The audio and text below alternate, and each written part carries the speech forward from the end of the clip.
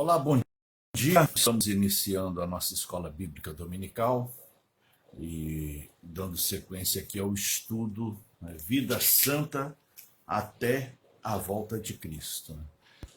É uma nova lição, um novo estudo em que nós estamos meditando na palavra de Deus no livro de Tessalonicenses, na primeira carta e na segunda carta aos Tessalonicenses, amém?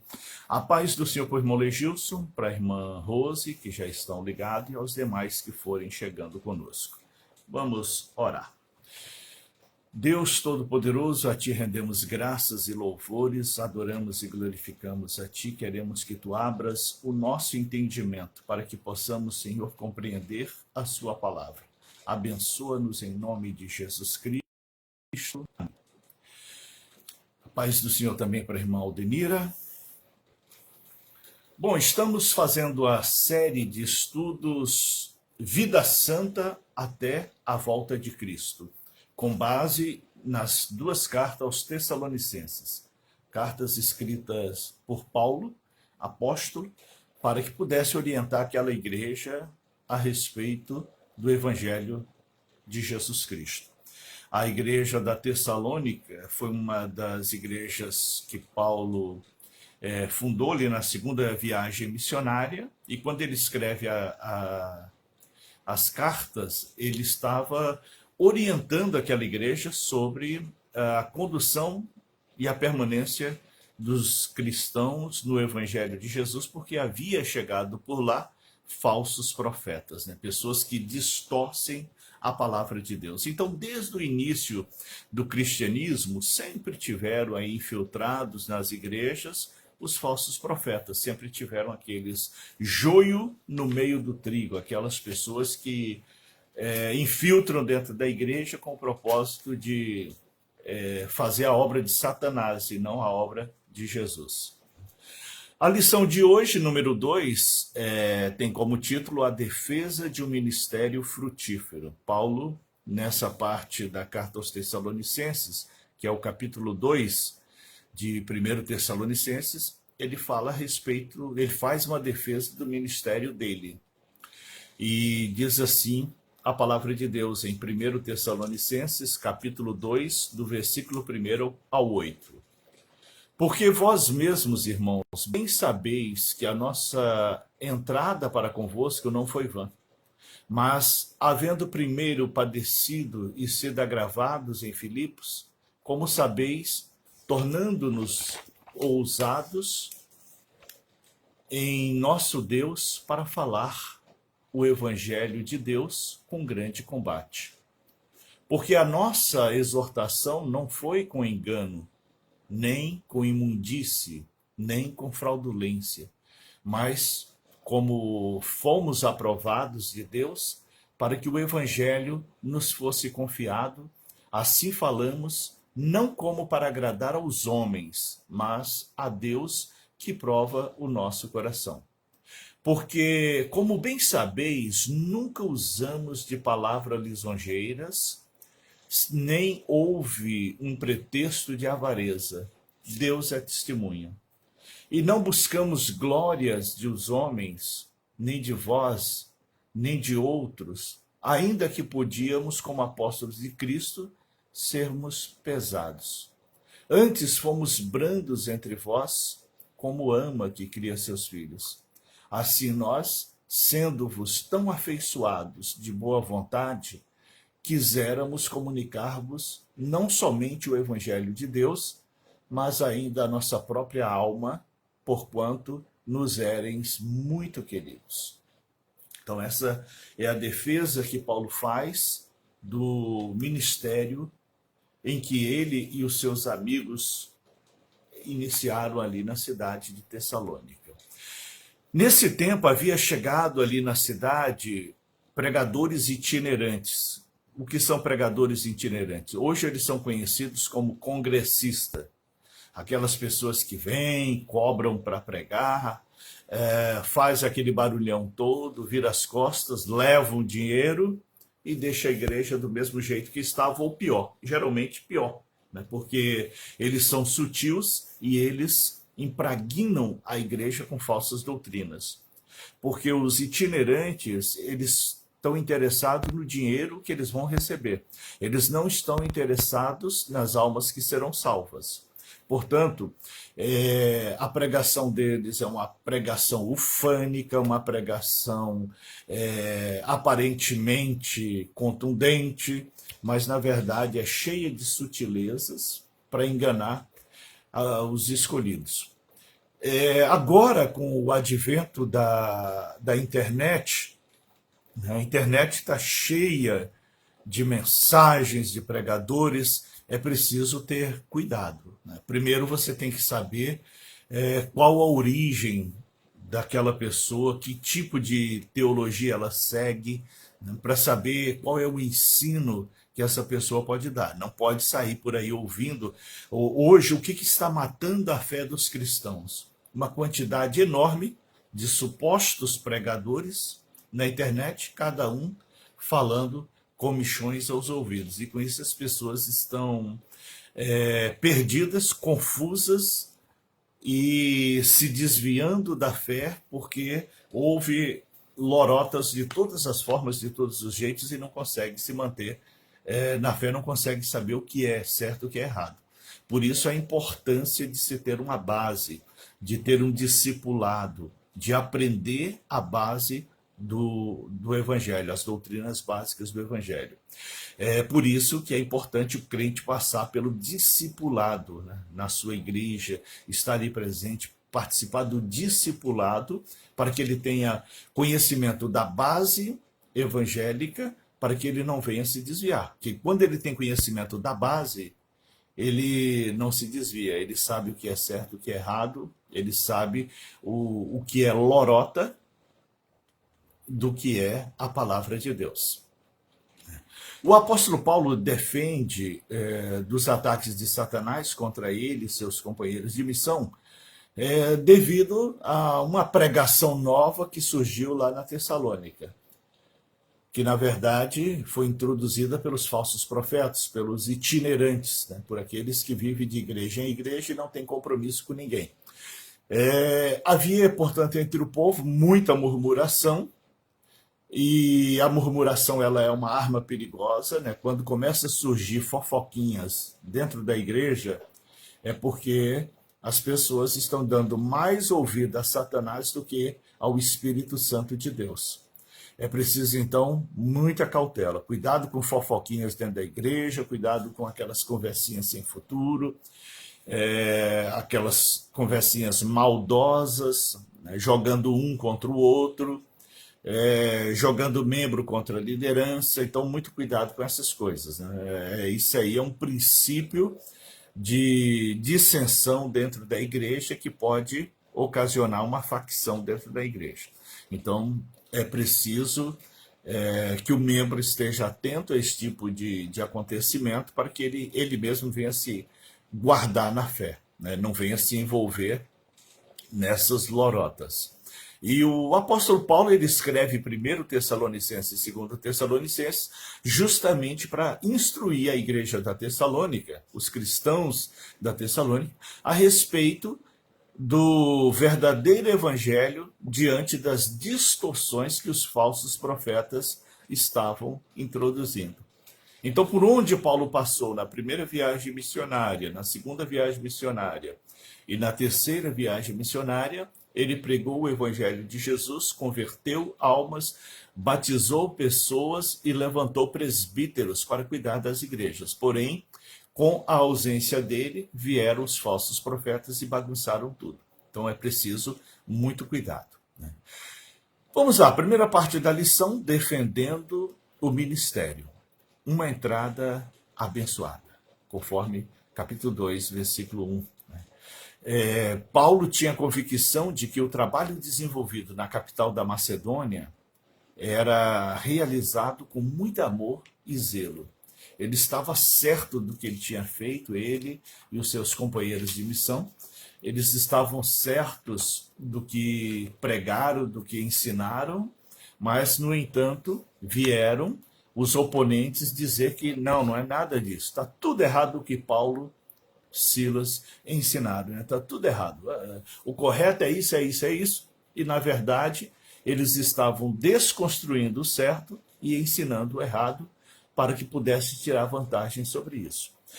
Vocês devem ter cuidado pelo seguinte: os falsos profetas, o objetivo deles é ganhar dinheiro para si, né? Ganhar dinheiro para si. Porque quando o dinheiro entra para a igreja, para a obra do reino, para o progresso do reino de Deus, é uma coisa. Agora, quando entra para a própria pessoa, é outra. Você pode ver hoje no Brasil esse negócio de pregadores itinerantes, de congressistas. Muitas pessoas estão ficando ricas com isso. Tem aí lideranças, supostas lideranças, que têm até aviões, né?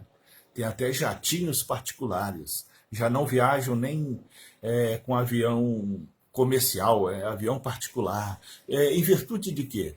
Porque eles ganham dinheiro com isso para si, né? Eles ganham dinheiro para si com isso. Então é preciso que os cristãos estejam atentos, né?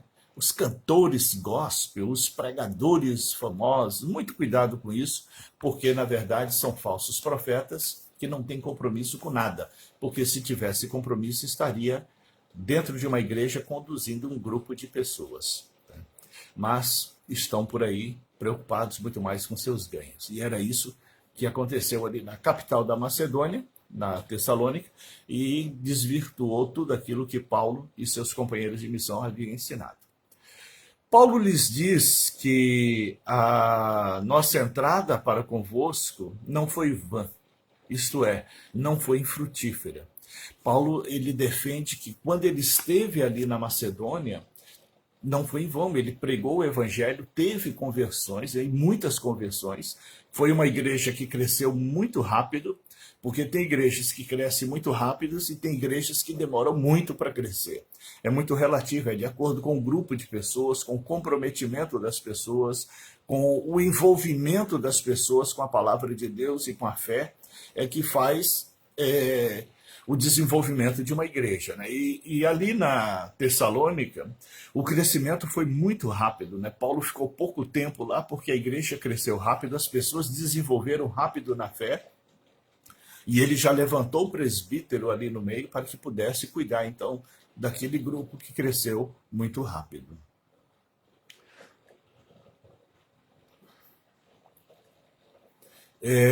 Jesus nos chamou para sermos frutíferos e não para sermos infrutíferos. Cada membro ele foi chamado com um propósito. Então, muito cuidado com o pecado da negligência. O que é o pecado da negligência? Não fazer, né? Não fazer aquilo que foi proposto. Portanto, é preciso o quê? Orar, clamar e se colocar à disposição da obra de Deus, naquilo que a obra precisa. Paulo também orientou a igreja no sentido de cada um ficar na vocação em que foi chamado. Porque tem pessoas que querem ser cantor, mas não sabem cantar. Tem pessoa que quer ser pregador, mas não sabe pregar. Tem pessoas que quer dar ensino e não sabe a base.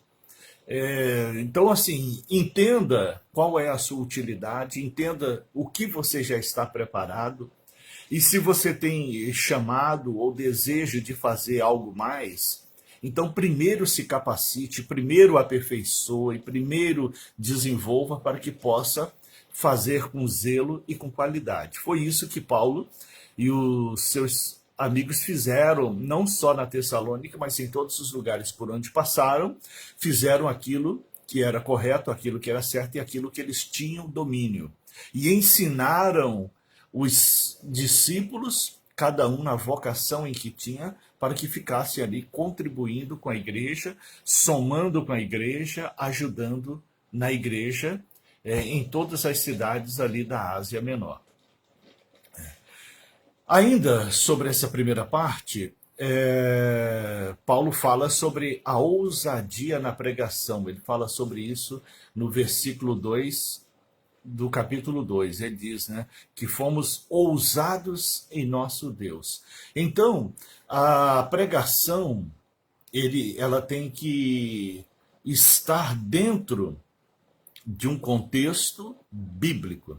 né? Não dentro de palavras bonitas, né, de eloquência, né, que tem pessoas que falam muito bonito, né, mas cadê a base do Evangelho?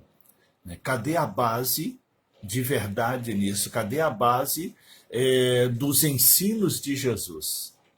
O que é o Evangelho? Né? Onde é o Evangelho? Cadê o Evangelho? O Evangelho é aquilo que foi ensinado por Jesus. Todos os ensinos de Jesus.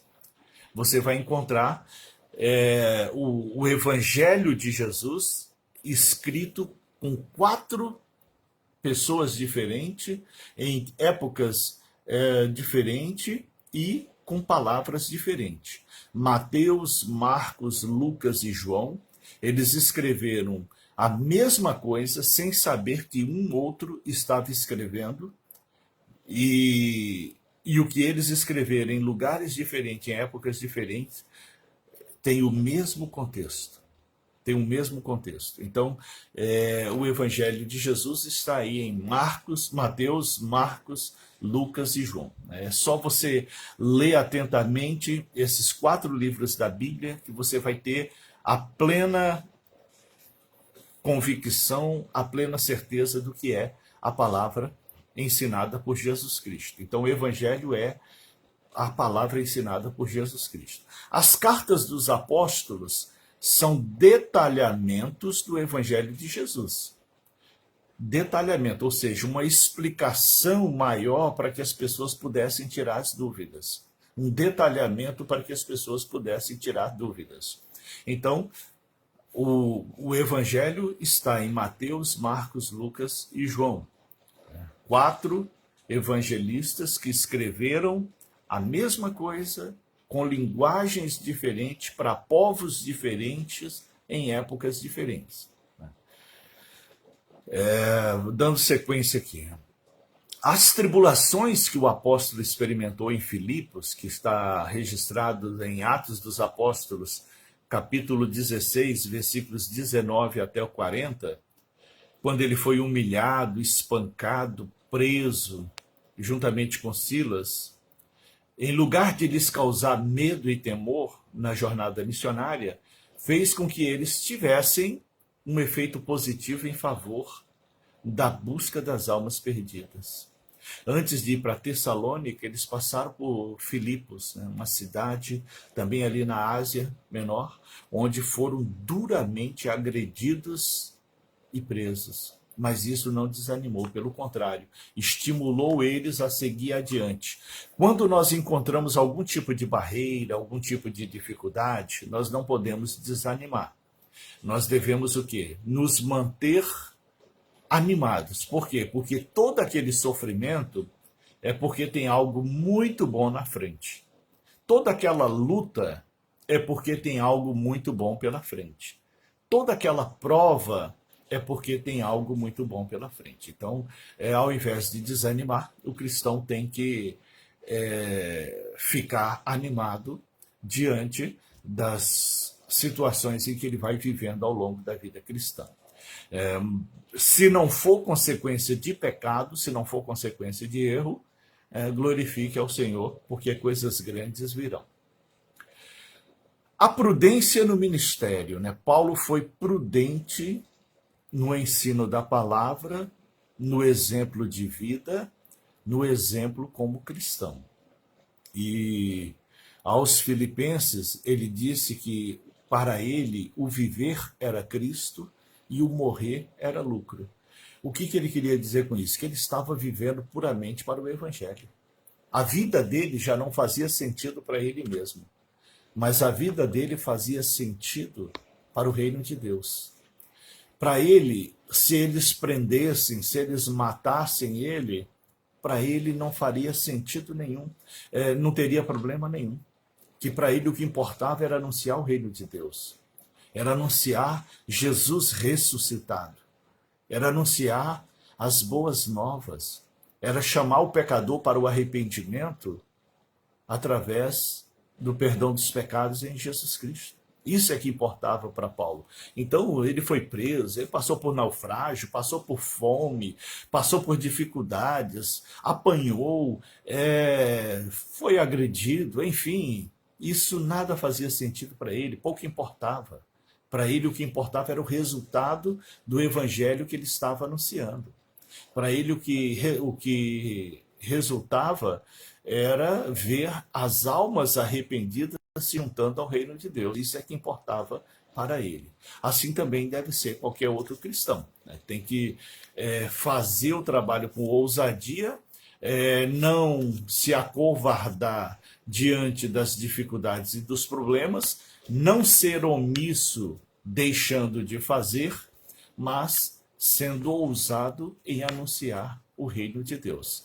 Portanto, anuncie o reino de Deus a quem quer que seja. Vai falando do reino de Deus, do amor de Deus através de Jesus Cristo, da salvação através da morte de Jesus e do grande plano de vida eterna através da ressurreição, porque assim como Jesus ressuscitou, todos nós haveremos de ressuscitar.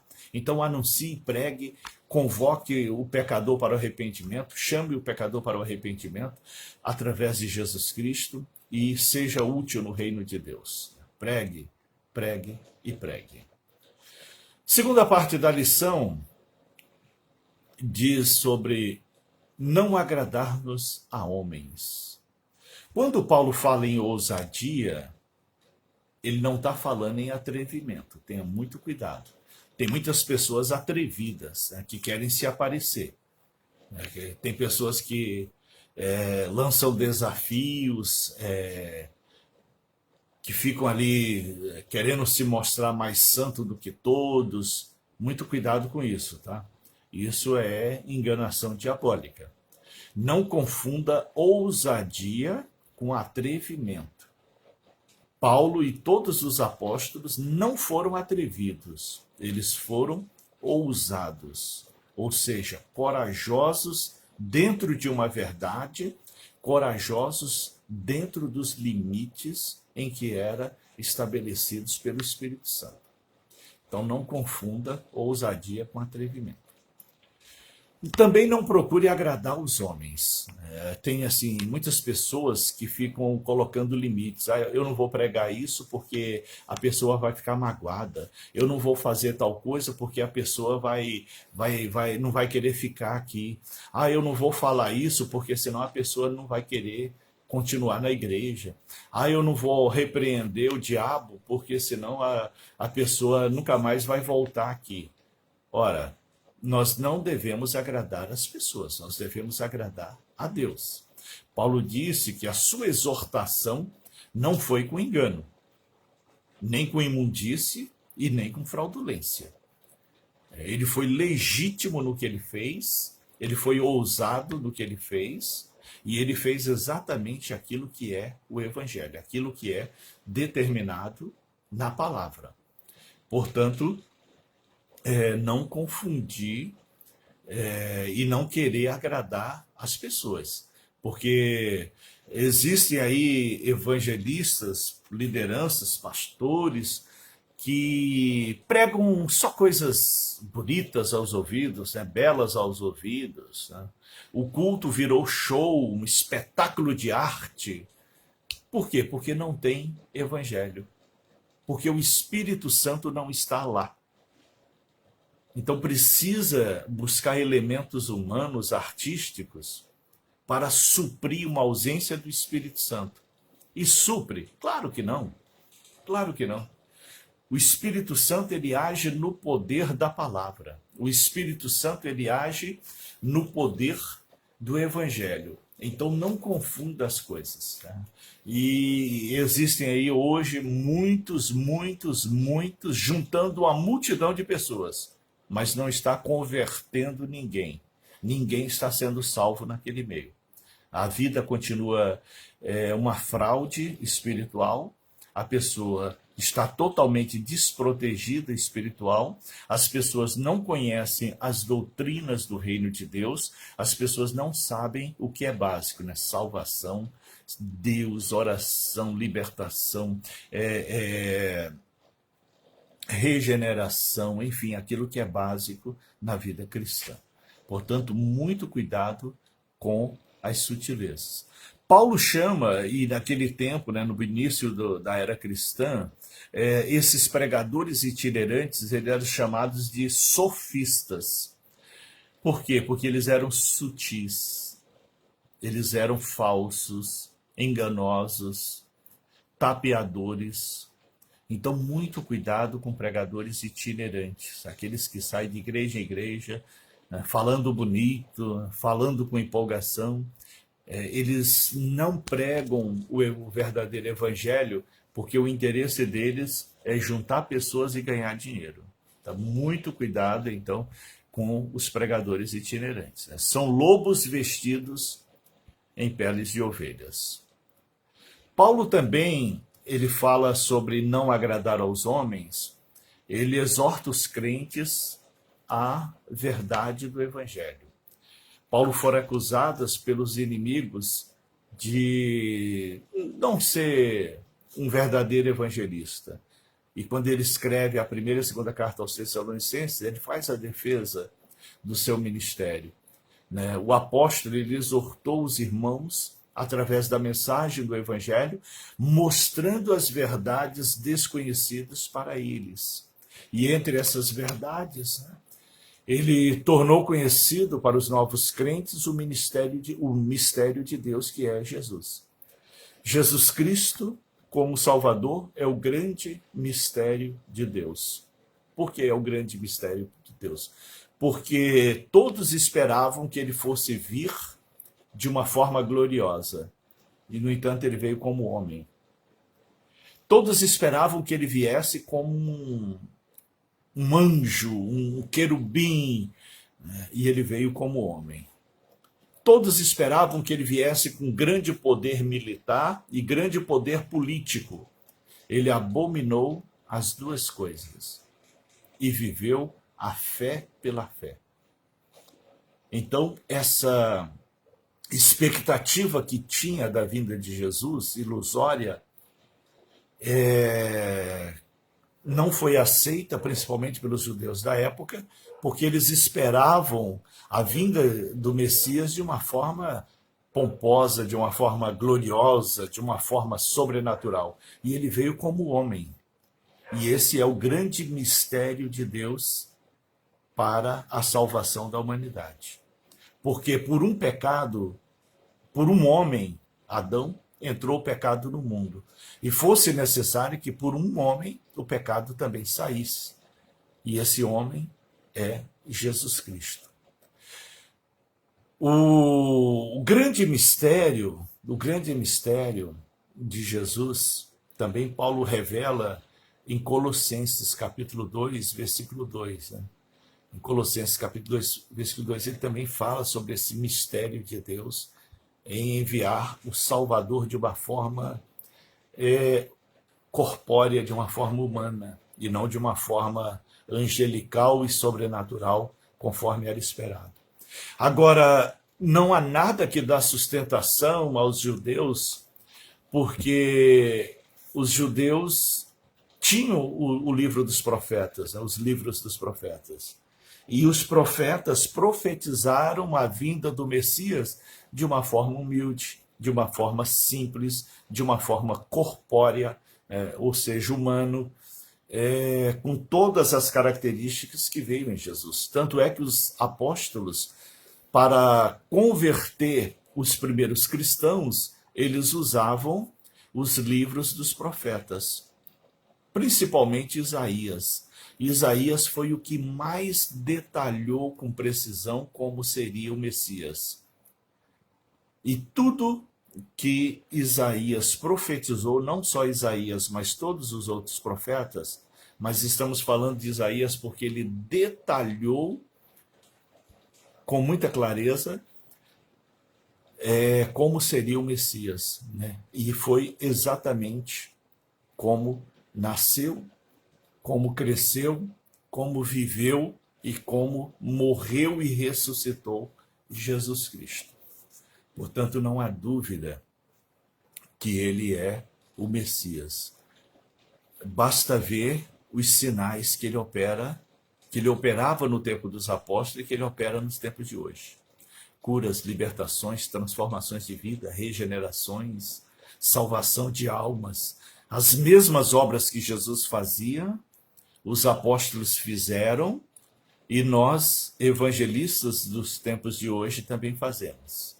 Portanto, esta é a comprovação que Jesus é o Cristo, é o Messias esperado. Ainda sobre a pregação de Paulo aos Tessalonicenses, ele era um zeloso servo de Deus que levava a mensagem de forma clara, de forma fiel, obedecendo à revelação que recebera do Senhor. Paulo ele não foi contemporâneo de Jesus, ele não viveu ali com Jesus, como os outros 12 apóstolos. Os outros 12, eles da Galileia até a Judéia, eles estiveram com Jesus, dia a dia, noite a noite, conviveram ali lado a lado, então eles aprenderam direto de Jesus. O apóstolo Paulo, ele teve a revelação dada por Jesus. Por isso ele se declara um apóstolo fora de época. Ele teve a revelação dada pelo próprio Jesus. Portanto, tudo que ele ensinou não é conflitante com o que os outros apóstolos ensinaram, pelo contrário, é exatamente igual, porém, a missão dele foi diferente. Os 12 apóstolos foram destinados a pregar para os judeus, para que os judeus convertessem ao cristianismo para serem salvos. E a missão de Paulo foi pregar não só para judeu, mas para todos os povos, para os estrangeiros em geral, porque Cristo veio para todos que creem, independente da nação, independente da raça, independente da cultura. Então, todos que creem que Jesus é o Filho de Deus, que ele veio em carne, que a morte dele foi para a remissão dos pecados, todos que creem que ele ressuscitou ao terceiro dia, que ele está vivo, que está à direita de Deus, advogando por nós, e todo aquele que não coloca nenhum outro entre si e o Deus, a não ser Jesus, está salvo. Tá? Todos que assim creem, está salvo. A palavra de Deus diz que se assim no coração você crer e com a boca confessar que Jesus é o Senhor, estará salvo. Vamos lá, dando sequência aqui, né? Pregação com pureza. Paulo pregou com a pureza da palavra, ou seja, exatamente aquilo que Cristo ensinou. Imaginavam que os missionários não passavam de mais um grupo de tapeadores e por isso passaram a ter dúvidas da missão que Paulo e seus amigos estavam fazendo. Aí ele escreve essas cartas para poder dizer, gente, fiquem atentos, cuidado. Nós, sim, apóstolos, estamos sim a serviço de Deus. Agora, cuidado com os sofistas, né? Com os itinerantes. Tome cuidado. Eles não têm compromisso com o povo, eles não têm compromisso com a palavra. Eles querem juntar multidões e ganhar dinheiro com isso. Cuidado. Era isso que Paulo alertava aos Tessalonicenses. Hoje, em pleno século XXI, existem muitos falsos profetas que se aproveitam dos fiéis para obter ganho financeiro. Paulo fala que o missionário, que aquele que se dedica à obra, é justo de salário, mas ele condena a riqueza, porque ao instruir Timóteo e ao instruir Tito, para dar continuidade à obra às missões que ele tinha começado, Paulo instrui que, ao escolher pessoas para trabalhar no reino de Deus, entre os requisitos, ele destacou que não seja de torpe ganância. O apóstolo Pedro, na primeira carta a Pedro, capítulo 5, versículo 2, ele também alerta que o evangelista, o obreiro, o diácono, o presbítero, que também não seja de torpe ganância. aquele que estará no reino, que não seja de torpe ganância, porque senão ele vai virar um corrupto, vai pegar o dinheiro da igreja para si, vai tomar o dinheiro da igreja para fazer riquezas, e não é isso. Aquele que é exclusivo da obra, aquele que vive ali na obra, é justo ele ter algum tipo de remuneração. Paulo fala sobre isso, mas nem todos praticam isso, né? Muitos são voluntários, grande parte são voluntários, e não há problema nenhum em ser voluntário, mas aquele que é exclusivo, que vive exclusivamente da obra, ele é merecedor de um ganho, de uma renda, mas que não seja para riqueza. É isso que Paulo alerta. Ele é justo contribuir com aqueles que estão levando a palavra de Deus, é justo, mas que não seja para riqueza, né? Que não seja para a pessoa acumular riqueza. Paulo, quando esteve ali no meio dos Tessalonicenses, ele fabricava tenda para vender, né, barraca para vender, para que ele não servisse de peso para eles, porque era um povo de baixo poder aquisitivo. Eles não tinham poder aquisitivo que pudesse sustentar Paulo, Silas e os outros que estavam com eles. Então ele trabalhava fabricando tenda, vendia essas tendas para sustentar, para não servir de peso. Porém, se a igreja tem uma renda que justifique, não é ilícito ajudar as pessoas que estão ajudando a obra de Deus. Não é ilícito. Agora, o que não pode é a pessoa acumular riquezas às custas da fé. Isso é condenado na Bíblia, né? Ficar milionário às custas da fé, ficar muito rico às custas da fé, isso é condenado pelos apóstolos. Eles combateram isso. Quando perguntaram para Jesus aonde é que ele morava, ele falou: vem e vê. O filho do homem não tem aonde declinar a cabeça. Ou seja, ele não tinha nem um travesseiro. Ele não tinha nem um travesseiro. Para dormir numa cama, tinha que ser uma cama emprestada.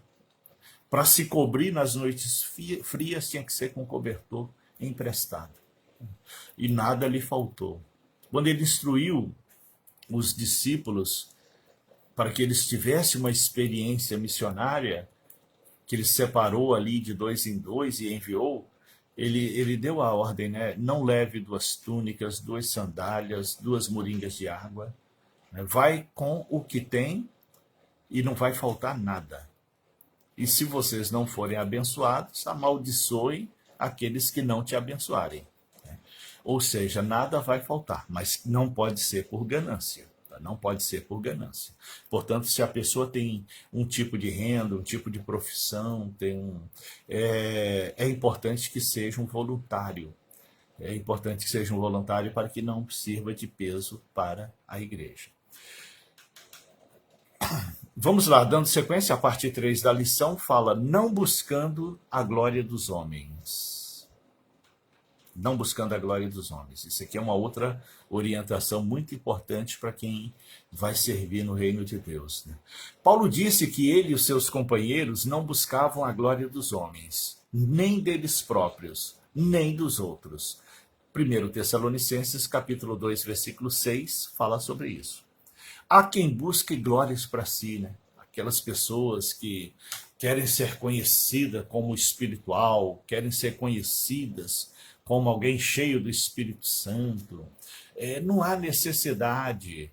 Não há. Quem tem que aparecer é Deus, quem tem que aparecer é Jesus. É claro que a pessoa que é muito usada por Deus, que tem talentos, que tem dons, ele vai ser percebido no meio dos outros, mas não para que a glória seja dele, mas para que o Senhor seja glorificado através da fé dessa pessoa, através do ministério dessa pessoa. Então, quando se vê alguém que é muito usado por Deus, glorifique a Deus por aquela pessoa, ore por aquela pessoa para que ela não venha enfraquecer, para que ela não venha desviar, para que ela não venha crescer na soberba, para que ela continue sendo usada por Deus. Pode orar, Ore para que continue sendo uma bênção no meio da comunidade, para que continue sendo uma bênção como abençoadores das pessoas, que Deus continue usando a oração deles, a fé deles. É importante sim, mas não idolatrar essa pessoa, não ver essa pessoa como um semideus ou como um Deus, né? Veja o agir de Deus nessa pessoa. Admire essa pessoa como um servo fiel. Admire essa pessoa como um servo que se coloca à disposição do Senhor, mas não como um substituto de Deus, como um substituto do Senhor. Não, isso é idolatria. Isso é idolatria. Dá muito cuidado com a sutileza da idolatria. E Paulo alerta sobre isso. Ele fala que tudo que eles fizeram não foi para a glória própria, não buscaram elogios. Por isso que talvez não tiveram o mesmo reconhecimento dos falsos profetas, porque os falsos profetas chegam lá, eu sou bom, eu sou maravilhoso, eu cobro tanto porque eu sou muito bom, eu cobro tanto porque eu sou muito bom. Então é assim que acontece aí com os cantores gospel e com esses pregadores congressistas, né? Estão a serviço da sua própria fortuna, estão a serviço da sua própria ganância e não a serviço do reino de Deus. E é isso que Paulo orienta na primeira e segunda carta aos Tessalonicenses. Cuidado com as bajulações, né? Aquela pessoa bajulando o seu líder, bajulando um pregador, um cantor. Cuidado com essas bajulações, que isso é antibíblico, né? É antibíblico. Ninguém precisa ser reconhecido. Quem precisa ser reconhecido é o Senhor, né? É o Senhor Jesus. E o Pai vai ser glorificado na obra do Filho. Portanto, reconheça Jesus dentro da igreja, usando as pessoas. Reconheça Jesus dentro da igreja, operando milagres, sinais e maravilhas através das pessoas. E não venha com bajulação, não venha com idolatria, que isso não será bom nem para ti e nem para essa pessoa, né? Mas reconheça a liderança, respeite a liderança, veja o agir de Deus, ore por essa liderança, mas sem bajulação e sem idolatria, tá bom? Dando sequência a não buscando glória de homens, Paulo alerta para não ser pesado aos irmãos. Eu já até adiantei isso aqui, né? Ele disse aos coríntios que em tudo o que fizessem, o fizessem para a glória de Deus, e não para a glória própria, e não para ganhar dinheiro com isso. Portanto, tem pessoas aí que faz aí as campanhas disso, campanha daquilo, e passa lá o envelope branco para as pessoas dar lá um dinheiro, né, para que seja abençoado. Não é isso que diz a Bíblia, tá? A Bíblia diz: o que você recebeu de graça dai. Então, os milagres, sinais e maravilhas não são para ser cobrados, né? Não existe um preço. Qual é o valor que tem a glória de Deus? É para que o Senhor seja glorificado na obra de Jesus Cristo. É para que o Deus Altíssimo seja glorificado na obra do Senhor Jesus.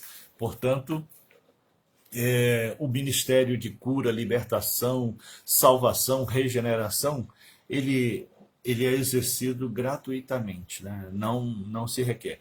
Se a pessoa fizer um voto, aí é entre ela e Deus, né? É ela que tem que propor, porque tem muitas pessoas que fazem votos. É errado? Não, não é errado, porque partiu da própria pessoa. A própria pessoa tomou a decisão, né? Eu estou há muito tempo desempregado, eu quero ser abençoado com um emprego urgentemente e eu vou pegar parte desse salário e vou contribuir com a obra de Deus, eu vou dar de oferta na igreja. É pecado isso? Não, não é pecado, porque partiu da própria pessoa. O que é condenável? Você induzir as pessoas a fazer isso, né? Você forçar as pessoas a fazer isso.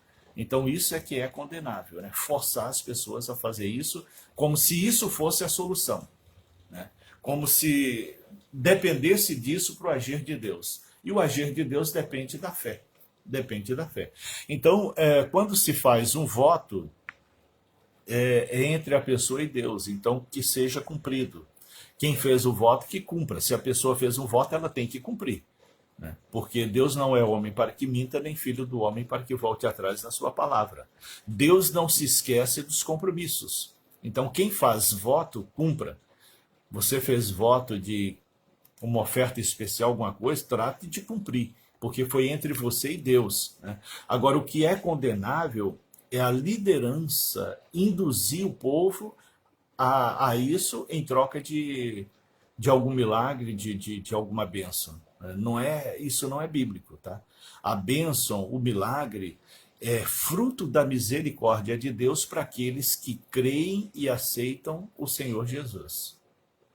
Aqueles que creem e aceitam ao Senhor Jesus. Da mesma forma que não é lícito e não é certo sair orando por aí para qualquer um, né? Você tem que ir lá, prega a palavra de Deus, chama o pecador para o arrependimento e ora por ele, né? Porque senão é, a glória não será de Deus, né? A glória não será para o Senhor.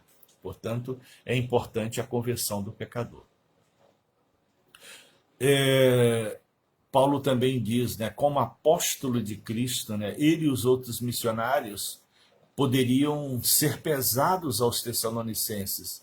Ele fala isso no capítulo 2, versículo 9 de Tessalonicenses, que ele poderia ter custado um certo valor para eles durante o tempo que eles estiveram lá, porque eles teriam que comer, eles teriam as necessidades deles, e isso eles dariam despesa para eles. Mas, no entanto, eles trabalharam para que não servisse de peso, porque a igreja na Tessalônica, apesar da cidade ser uma cidade próspera, ela foi fundada com pessoas humildes, de pouco poder aquisitivo. Então eles não queriam servir de peso para eles. Então eles trabalharam para sustentar, mesmo tendo direito a ser sustentado por eles, né? Ele deixa isso bem claro na carta.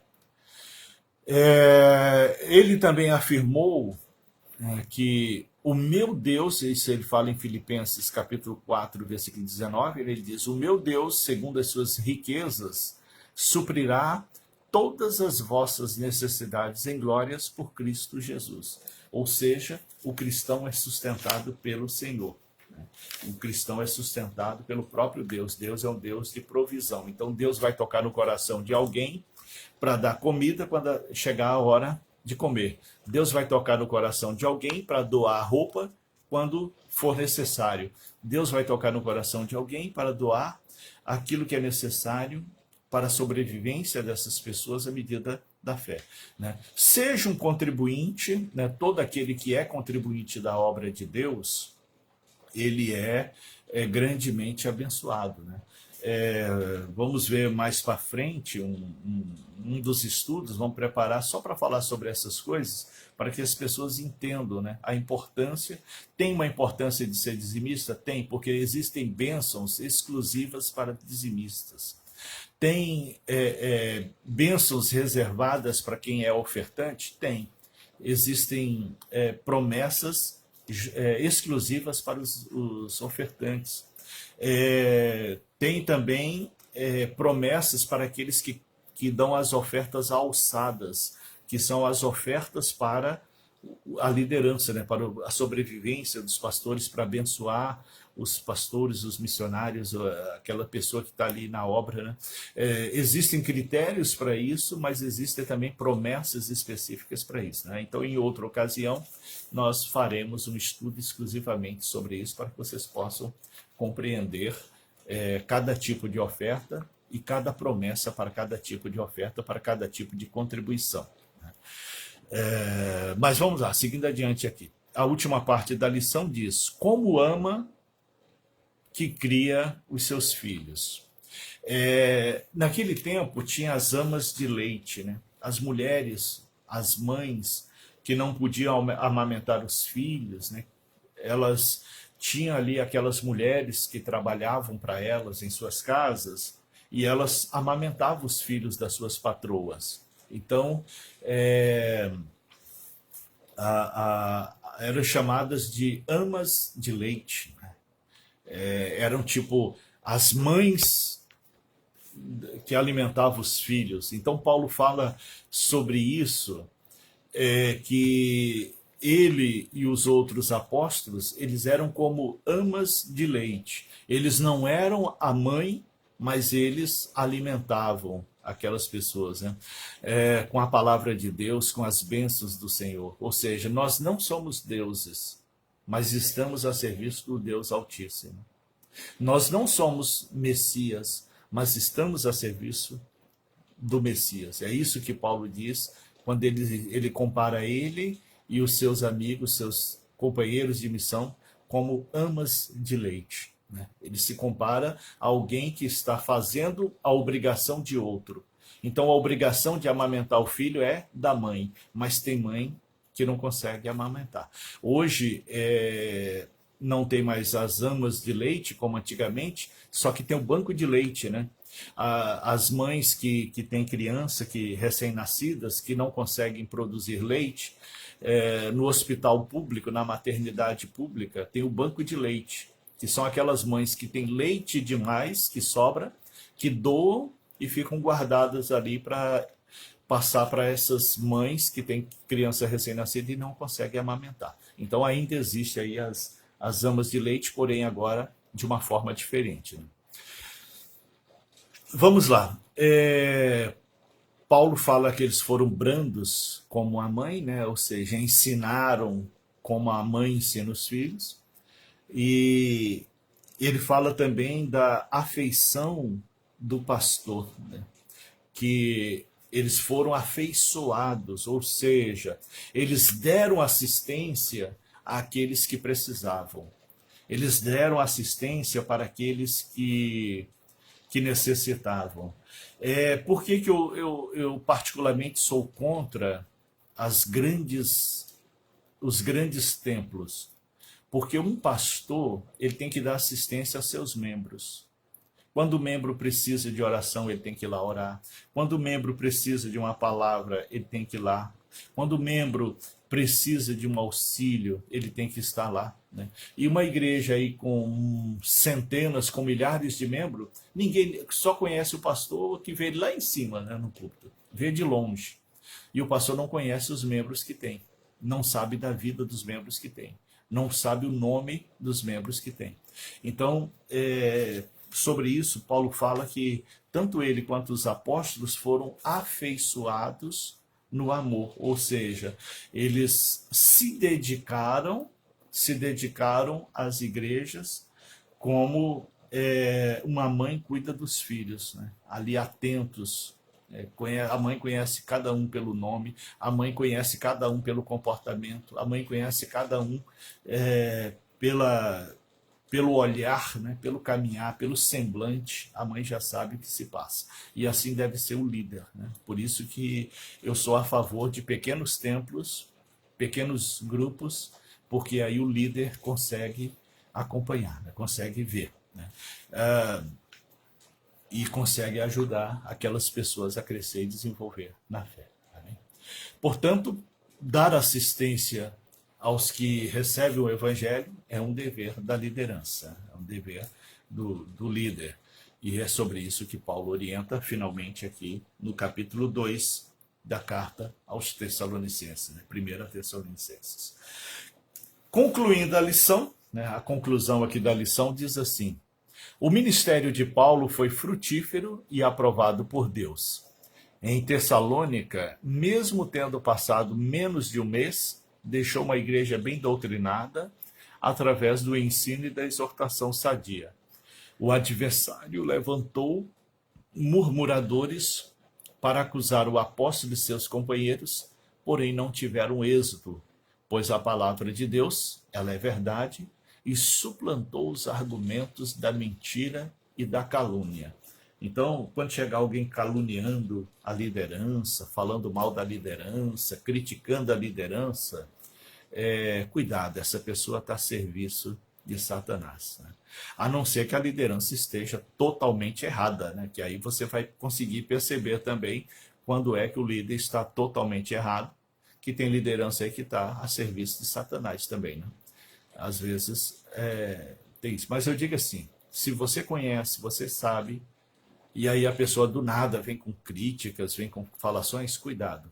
É arma de Satanás para matar a sua fé. É arma de Satanás para fazer você desistir da fé. Esteja atento, esteja acautelado. Amém? Essas são as palavras de hoje, com base no estudo de 1º e 2º Tessalonicenses. Hoje o estudo teve como título, né, foi a segunda lição dessa série, Vida Santa até a Volta de Cristo. A lição número 2, a defesa de um ministério frutífero. Né? Paulo se defendendo dos falsos profetas que chegaram ali na cidade de Tessalônica, confundindo as pessoas. Espero que esse estudo, que esse ensino tenha sido útil para ti.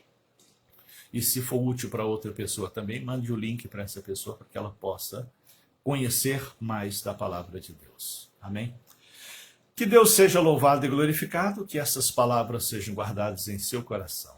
Amém? Oremos. Deus Todo-Poderoso, a ti rendemos graças e louvores, agradecemos por esse período em que estudamos a sua palavra. Gratos somos e pedimos, Senhor, graça e misericórdia. Abençoa-nos e ensina-nos a viver conforme a sua palavra. Gratos somos, em nome de Jesus Cristo. Amém. Grato ao irmão Legilson, ao irmão Denir, à irmã Rose, à irmã Lenilce, a Carminha, e quem mais está aí, a todos que estão aí, né, que acompanharam essa aula. Que Deus possa abençoá-los grandemente. Amém.